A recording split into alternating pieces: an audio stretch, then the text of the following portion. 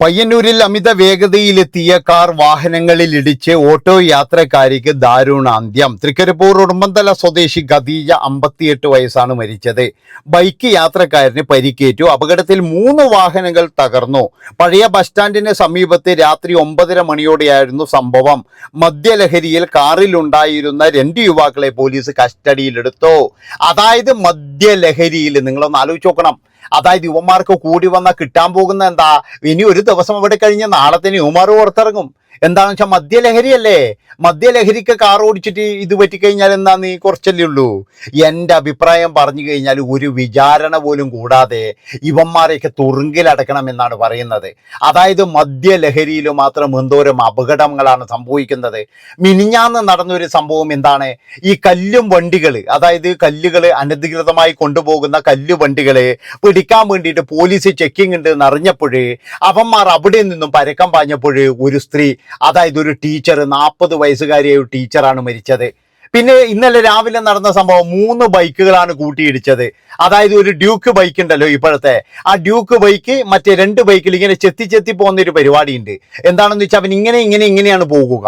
അങ്ങനെ പോകുമ്പോൾ 2 ബൈക്കിൽ തട്ടി ആ ആൾക്കാർ മുഴുവൻ ആശുപത്രിയിലാണ്. ഒരു പയ്യൻ, ഒരു ചെറുപ്പക്കാരൻ, അവൻ്റെ അമ്മയും അച്ഛനും വാങ്ങിച്ചു കൊടുത്തത് ഡ്യൂക്ക് ബൈക്കാണ്.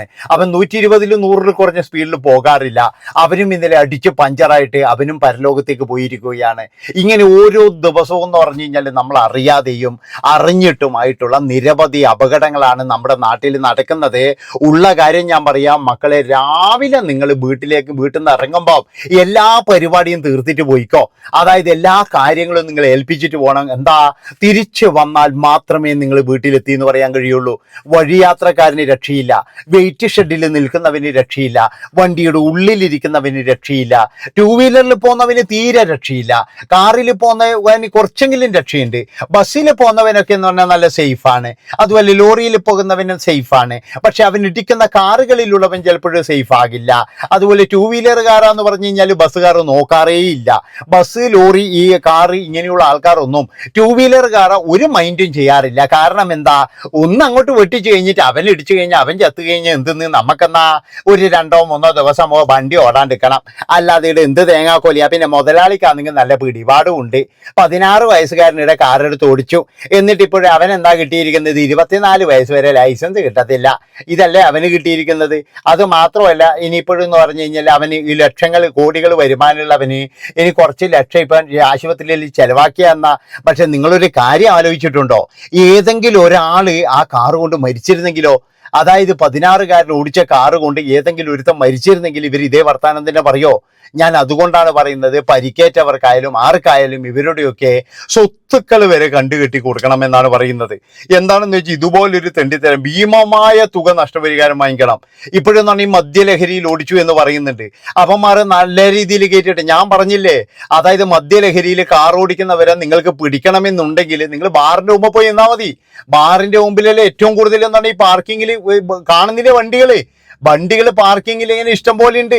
ആ വണ്ടികളൊക്കെ ഡ്രൈവർമാരെയും കൊണ്ടല്ല വന്നിരിക്കുന്നത്, അവന്മാർ തന്നെയാണ് ഓടിച്ചിട്ട് പോകുന്നത് പലതരത്തിലും. ഇതിനിടയ്ക്ക് ഒരു ബാറിന്റെ മുമ്പിൽ ഒരു ഓട്ടോറിക്ഷക്കാരൻ, അവൻ നല്ല ഫിറ്റിലാണ്. അവൻ പുറകു വരുമ്പോൾ ഓൺ അടിച്ചുകൊണ്ട് മാത്രം നമ്മൾ രക്ഷപ്പെട്ടതാണ്. ഒരുപാട് ഓൺ അടിച്ചിട്ട് എന്നിട്ടും അവൻ മുട്ടാൻ വേണ്ടി വന്നിരുന്നു. അവന് ഒരു ലക്കും ലക്കാനും ഇല്ലാതെ ഓടുന്നത്. അപ്പൊ അങ്ങനെ ഒരുപാട് പേര് എന്ന് പറഞ്ഞു കഴിഞ്ഞാൽ ഇങ്ങനെ അങ്ങോട്ടും ഇങ്ങോട്ടും എന്ന് പറഞ്ഞു കഴിഞ്ഞാൽ ഒരു എന്താ പറയേണ്ടത്, ഒരു പരക്കം പായുകയാണ്. പിന്നെ അതിൻ്റെ അകത്ത് എന്ന് പറഞ്ഞാൽ നല്ല രീതിയിലുണ്ട്. അതായത് എല്ലാ ഇതിലും ഉണ്ട്. ചില ഈ പിന്നെ എന്താ പറയേണ്ടത്, നമ്മൾ ബീവറേജിന്റെ അടുത്തുള്ള ഏതെങ്കിലും പെട്ടിക്കടയിലോ കാര്യങ്ങളിലൊക്കെ പോയി കഴിഞ്ഞാൽ അവിടെ പച്ചയിൽ കാക്കി ഇട്ടിട്ട്, അതായത് അവിടെയുള്ളത് ടാക്സി, ഓട്ടോ, ആരെങ്കിലും പണിക്കാരൊക്കെ ആയിരിക്കും, അവരൊക്കെ ഉച്ചയ്ക്ക് 2:30 അടിക്കുന്നുണ്ട്. അത് നിങ്ങൾ മനസ്സിലാക്കണം. പിന്നെ എന്ന് പറഞ്ഞു കഴിഞ്ഞാൽ നമ്മൾ പ്രധാനപ്പെട്ട ചെക്ക് ചെയ്യേണ്ട ആൾക്കാർ എന്ന് പറഞ്ഞു കഴിഞ്ഞാൽ സ്കൂൾ ട്രിപ്പ് ഓടുന്ന ഡ്രൈവർമാർ, അവന്മാരെയും കൃത്യമായിട്ട് ചെക്ക് ചെയ്യണം. കാരണം എന്താണെന്ന് വെച്ച് കഴിഞ്ഞാൽ അവർക്കും ചില ആൾക്കാർക്കൊക്കെ എന്ന് പറഞ്ഞാൽ രാവിലെ മുതൽ വൈകുന്നേരം വരെ ഫ്രീ. ആ സമയത്തൊക്കെ 2:30 വെട്ടി പോയിട്ട് ഇടുന്ന ആൾക്കാരൊക്കെ ഉണ്ട്. അതുകൊണ്ട് ഇവന്മാരെയും ചെക്ക് ചെയ്ത് കഴിഞ്ഞാൽ കുറെ ആൾക്കാർ കിട്ടും. പിന്നെ എന്ന് പറഞ്ഞാൽ ഈ വണ്ടിക്കാർ മുഴുവൻ എന്ന് പറഞ്ഞാൽ മാഹിയിലെ കൂടിയൊക്കെ പോകുന്നതാണെങ്കിൽ 2:30 വാങ്ങിച്ച് അടിച്ചുകൊണ്ട് തന്നെയായിരിക്കും പോകുന്നുണ്ടാവുക. അവന്മാരെയും കൃത്യമായിട്ട് ചെക്ക് ചെയ്യണം. എല്ലാവരെയും അല്ല ഞാൻ പറയുന്നത്, പക്ഷേ ഇതിൽ ഒരു 80% ആൾക്കാരും ഇത് തന്നെയാണ് ചെയ്യുന്നത്. എന്നിട്ട് ഇവരൊക്കെ പറയുന്ന ഒരു കാര്യമുണ്ട്, നിയന്ത്രണം വിട്ടുപോയത്, മദ്യലഹരിയിലായത്, പോലീസിനെ കണ്ട് ഭയന്നോടിയത്, അതുപോലെ തന്നെ ഈ കുഴിയിൽ വീണ് വെട്ടിച്ചത്, പിന്നെന്ന് പറഞ്ഞു കഴിഞ്ഞാൽ ഞങ്ങൾ കണ്ടിട്ടില്ല. ഒരു കുടുംബത്തിനാണ് അവിടെ പോയിരിക്കുന്നത്, മനസ്സിലാക്കണം നിങ്ങൾ. ഇപ്പൊ ടീച്ചറുടെ വിയോഗം അവരുടെ കുടുംബത്തിന് പോയി, 2 3 ദിവസം അതിങ്ങനെ പത്രത്തിൽ കാണും. 3-ാമത്തെ ദിവസം നമ്മളിത് മറക്കും, നമ്മൾ അടുത്തതിൻ്റെ പുറകെ പോകും. അതുപോലെ തന്നെയാണ് ഇന്നിപ്പോഴും ഈ കാറിടിച്ച് മരിച്ചത്. ആ സ്ത്രീ എന്തെങ്കിലും ഒരു തെറ്റ് ചെയ്തിട്ടാണോ? അവരെന്ത് തെറ്റാണ് ചെയ്തത്? അവർ റോഡിലൂടെ നടന്നു പോയതോ അല്ലെങ്കിൽ വണ്ടിയിൽ പോയതോ അങ്ങനെ ആയിരിക്കാം. അപ്പോഴാ കാറിലുള്ളവന്മാരിൽ ഏറ്റവും കൂടുതൽ തെറ്റ് ചെയ്തത്. ഇതുപോലെ ഒരു ഗതിയും ഒരിതും ഒന്നും അറിയാതെ ഒരുപാട് ജനങ്ങൾ ഇതിൻ്റെ അകത്ത് പെട്ടുപോകുന്നുണ്ട്. വഴിയിലൂടെ നടക്കാൻ കഴിയുന്നില്ല. ഇന്നത്തെ കാറുകളുടെ സ്പീഡും കാര്യങ്ങളും ഇതൊക്കെ കാണുമ്പോൾ ഭയമാണ് തോന്നുന്നത്. അതായത് നമ്മളെ പോലും ഭയപ്പെടുത്തുന്ന രീതിയിലാണ് കാറുകളും ബസ്സുകളും ഇങ്ങനെ ചീറിപ്പാഞ്ഞുകൊണ്ടിരിക്കുന്നത് എന്നുള്ളതാണ്. ഇതിനൊരു അറുതി വരുത്താൻ കഴിയില്ലേ? അതാണ് എനിക്ക് ചോദിക്കാനുള്ളത്. ഇതിനൊരു അറുതി എന്ന് പറഞ്ഞു കഴിഞ്ഞാൽ, അതായത് അനാവശ്യമായ സ്പീഡ്, എൻ്റെ അഭിപ്രായത്തിന് എല്ലാ സ്ഥലത്തും കൊണ്ടുപോയിട്ട് ക്യാമറ വെക്കണം. ഓരോ നിമിഷവും എന്ന് പറഞ്ഞു കഴിഞ്ഞാൽ ക്യാമറ വെക്കണം. ഇവന്മാർക്കുള്ള ഫൈന് കൊടുക്കണം. അതേ ഇതിനുള്ള ഒരു രക്ഷയുള്ളൂ. കുറച്ച് 2 ദിവസം മുമ്പ് ഞാനൊരു KSRTC ഒരു യാത്ര ചെയ്യാനുള്ള ഒരു ഇതുണ്ടായി. ആ KSRTC അവിടെ നിന്ന് വിടുമ്പോൾ ആൾക്കാർ ഒന്നുമില്ല. അപ്പൊ അതിന്റെ നേരെ മുന്നിൽ എന്ന് പറഞ്ഞ ഒരു പ്രൈവറ്റ് ബസ് ഉണ്ട്. ആ പ്രൈവറ്റ് ബസ്സിനെ പൊട്ടിക്കാൻ വേണ്ടിയിട്ട് ഇയാളൊരു പിടുത്തം പിടിച്ചിന്. പ്രൈവറ്റ് ബസ് അതിനപ്പുറത്ത്, അതുപോലെ തന്നെ ഇയാൾ അതിനപ്പുറത്ത്, 2 പേരും കൂടിയിട്ട് എന്ന് പറഞ്ഞാൽ വാശിയേറിയ മത്സരമാണ്. ഇത് പോകുന്നവനും കാണുന്നവനൊക്കെ നല്ല രസമുണ്ട്. ഇതിന്റെ ഉള്ളിലിരിക്കുന്നവർക്കൊക്കെ നല്ല സുഖമാണ്. കാരണം വെച്ചാൽ പെട്ടെന്ന് വീട്ടിലെത്താം. അതുപോലെ നമുക്ക് എന്ന് പറഞ്ഞാൽ കുറച്ച് ചേസിങ് ഒക്കെ കാണാം. ഇങ്ങനെയൊക്കെ വാസ പിടിച്ചിട്ട് ഇങ്ങനെ ജിൻറ്റുന്നാക്കിയിട്ട് കാണാം. ഇതൊക്കെ കാണാം നമുക്ക്. പക്ഷേ ഒരു കാര്യം നിങ്ങൾ ആലോചിച്ച് നോക്കണം, വഴിയിലൂടെ പോകുന്ന വഴിയാത്രക്കാരുണ്ട്, അതുപോലെ തന്നെ ഭാഗ്യം കൊണ്ട് രക്ഷപ്പെടുന്ന പിന്നെ എന്താ പറയുക 2 വീലറുകാരുണ്ട്. ഇവരൊക്കെ ഭാഗ്യം കൊണ്ട് രക്ഷപ്പെടുകയാണ്. ഇങ്ങനെയാണ്. അതായത് 2 വീലറുകാരൻ്റെ അടുത്ത് എത്തുമ്പോൾ ഇങ്ങനെ പോയിട്ട് ഡിഷ് എന്നിട്ട് ഒറ്റ ഇതാണ് നടന്നത്. അതാണ് മനസ്സിലാക്കേണ്ടത്. 1 മിനിറ്റ് അവിടെ നിന്ന് അങ്ങോട്ടോ ഇങ്ങോട്ടോ ആയിട്ടുണ്ടെങ്കിൽ ആ 2 വീലറുകാരൻ പിന്നെ ഇല്ല. അയാൾ ഒരു നിമിഷ നേരത്തുള്ളിൽ അയാൾക്കൊരു പട്ടിയുടെ വില പോലും ഇല്ല. അതാണ് നിങ്ങൾ മനസ്സിലാക്കേണ്ടത്. ഇവിടെ മനുഷ്യ ജീവൻ എന്ന് പറഞ്ഞു കഴിഞ്ഞാൽ പട്ടിയുടെയും പൂച്ചയുടെയും ബലിയില്ല എന്നുള്ളതാണ്. ഒരു ബലിയില്ലാത്ത ഒരാളായി മാറിയിരിക്കുകയാണ് നമ്മുടെ മലയാളികൾ എന്ന് ഞാൻ പറയുള്ളൂ. വേറെ എല്ലാ സ്ഥലത്തും എന്ന് പറഞ്ഞാൽ കുറച്ചൊക്കെ കുറവുണ്ട്, കുറച്ച് മര്യാദയുണ്ട്.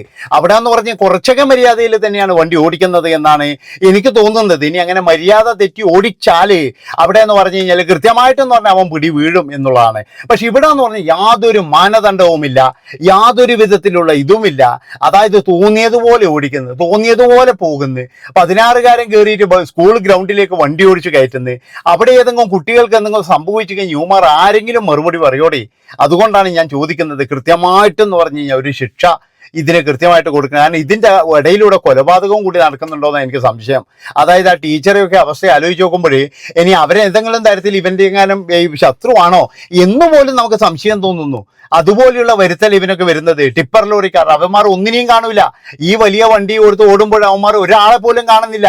അവന്മാരൊക്കെ പറക്കൽ കണ്ടിട്ടുണ്ടെങ്കിൽ, അതായത് അടുത്ത ട്രിപ്പ് എടുക്കാൻ വേണ്ടിയിട്ട് പൈസ ഉണ്ടാക്കണം എന്നുള്ള ഒരു ത്വരിത മാത്രം വരുമ്പോൾ സഹജീവികളുടെ ജീവന് ഒരു തരത്തിലുള്ള പുല്ല് വില കണക്ക് കൂട്ടുന്ന ഇതുപോലെയുള്ള നാറികളായ ഡ്രൈവർമാരില്ലേ, ശരിക്കും പറഞ്ഞു കഴിഞ്ഞാൽ ഞാൻ എന്താ ചെയ്യേണ്ടതെന്ന് ഞാൻ നിങ്ങളോട് പറയുന്നില്ല.